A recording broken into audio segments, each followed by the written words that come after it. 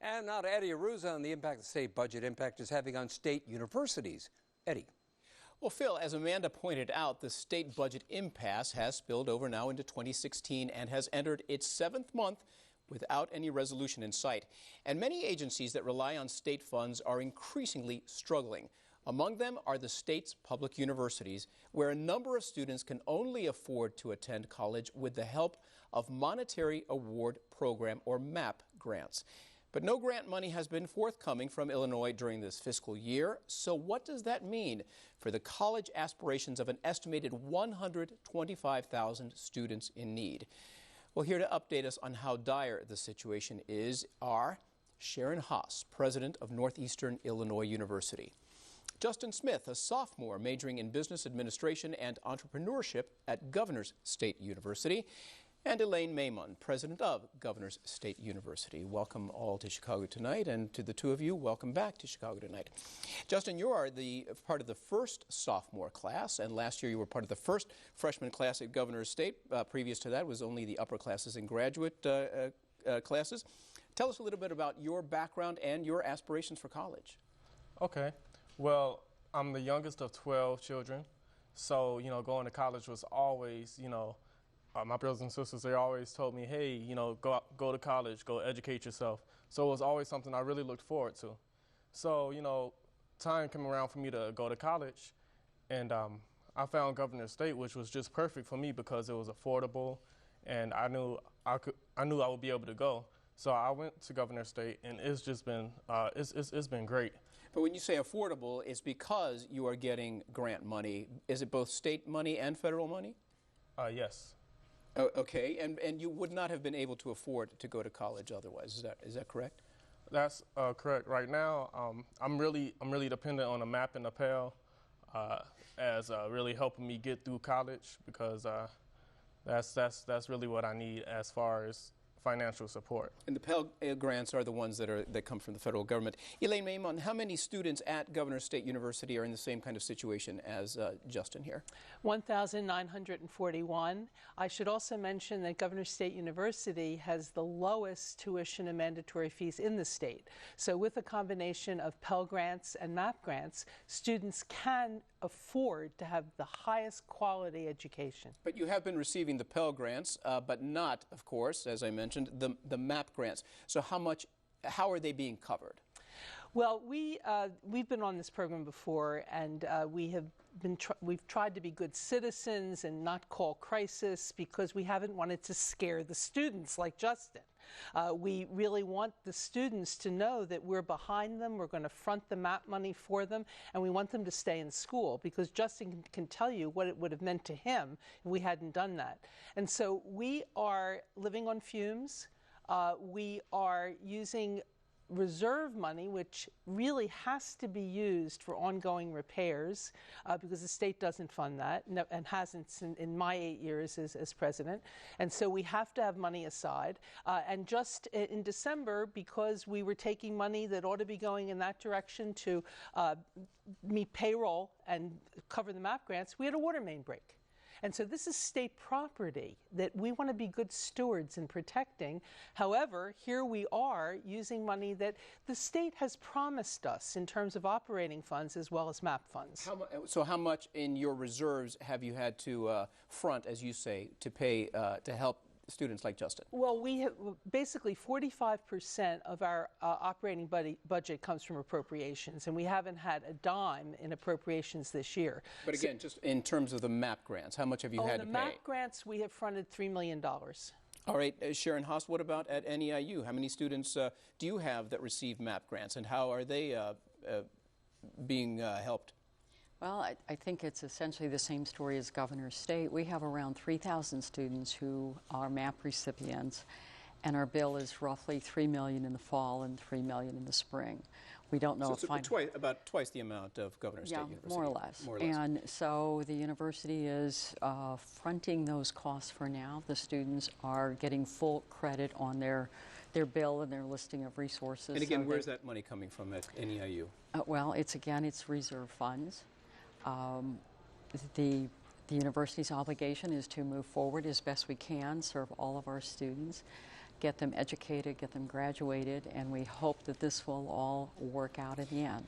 Does the money that the two of you are fronting for these MAP grants come with any kind of restrictions, or have you told students that they will have to pay it back at some point if you don't get it from the state?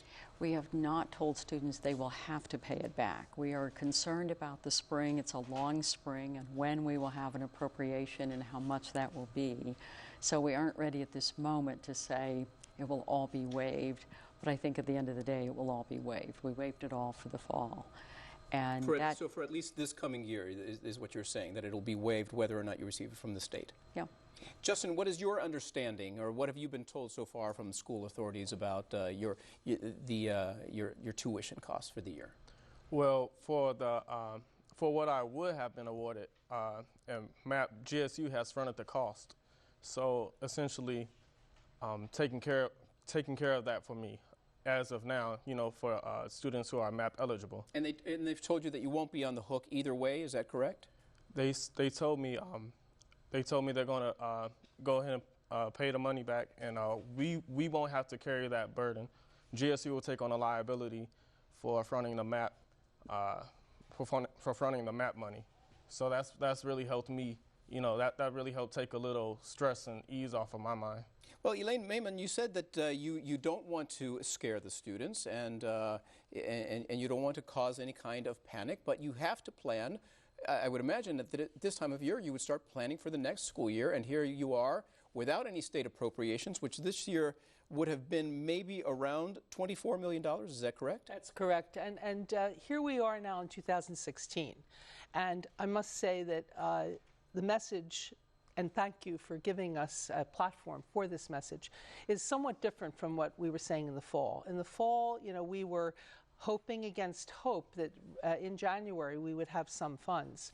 Now we are basically saying that our students are an investment.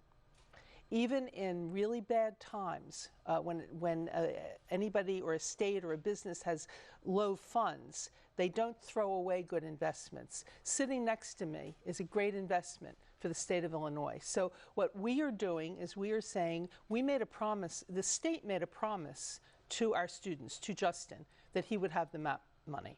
We will, in fact, front that promise. But how long can you continue promising that? Well, we are basically, we believe that the state has made a promise to the public universities, the state universities. We're called state universities because we're funded by the state. And so I have to say that on the one hand, universities, I have to be somewhat optimistic because I wouldn't be an educator if I weren't, because universities are places of hope, I'm hoping. But at the same time, what we're asking for now, if the budget's going to take a long time to get passed, then we are asking for immediate funds as soon as possible for our operating budget and to cover MAP. It has to be both. President Hahs, has your lack of appropriations this year had any other effects besides you having to front MAP grants? Have you had to make any cutbacks? Have you had to curtail programs or classes, or even scale back your capital plan, which we see all around us since you're our neighbors? The capital plan's on hold because it was already appropriated, and all of the capital projects are on hold until there is a budget. I think that that's a two-part answer. One of them is it starts last year when we anticipated that the budget would be cut, and the legislature passed a budget that the governor vetoed. We eliminated 62 positions, non-teaching positions, last year to prepare for the budget that we hoped would come. So that was already last year. We've done that, and we've equilibrated on that, and that was really bad. Now we are doing everything we can to stretch the dollars that are available to us to cover payroll and the light bill, if you will. So what is the outlook at this point if you're having to stretch your budget? But so the things that are happening, though, the two parts, what else is happening? Things like students should have new technology for learning. There's wonderful technology out there, but at this point we can't buy it, nor do we have the staff to install it. We have some staff, but we've cut them way back. So things like that, lab renovations, the class schedule is as tight as we dare make it and still meet student needs. So those are some of the impacts. Now, think your other part was how long can we last? Well, what's the outlook, I suppose, at this point? As I asked President Maimon, you should be planning at this point for at least the next school year. Have you spoken with the legislators again? Have you heard from the governor? Have you made it clear that this is not a good situation? I think all of the public presidents have tried to make it clear that this is not sustainable. And we are each looking to how far the money that we have with our reserves can sustain us, and then what do we do next? So there is discussion of a borrowing bill. The universities also have no authority to borrow money.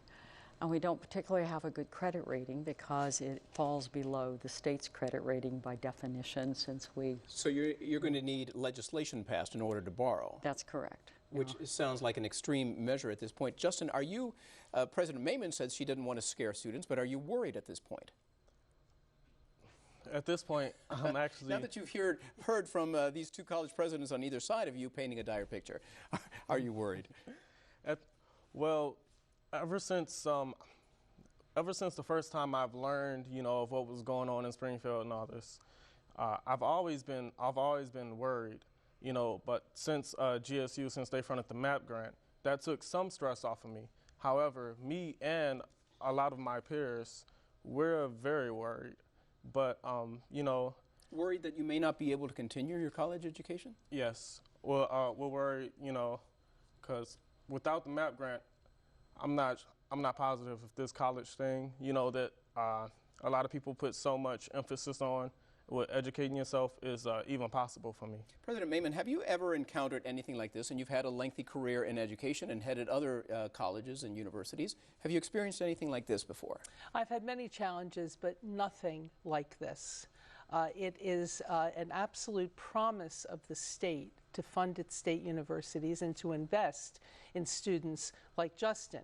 And it is imperative that promise be fulfilled and be fulfilled very soon. And I know the two of you and the other college presidents in the state have sat down with the legislators and the governor, and you've tried to be reasonable and act like adults, but at this point, are they acting like adults, do you think? Well, that might be a loaded question, but nevertheless, what are your thoughts? Well, I think that it may be that we, in trying to protect the students, haven't been as absolutely direct about what a crisis this is. You planned on getting more direct with them? Well, we're doing it right now. And thank you for giving us the platform to do it, because I think that there's been some sense, well, the universities are open, students are going to class, I guess they can manage. Some sense that there's not a crisis. That's right, and there is a crisis. All right, we're going to have to leave it there, President Maimon. But thank you very much for both of your passions here. Sharon, Hahs, Justin Smith, and Elaine Maimon, thank you so much for being here tonight. Thank you. And there's much more Chicago Tonight ahead, so please stay with us.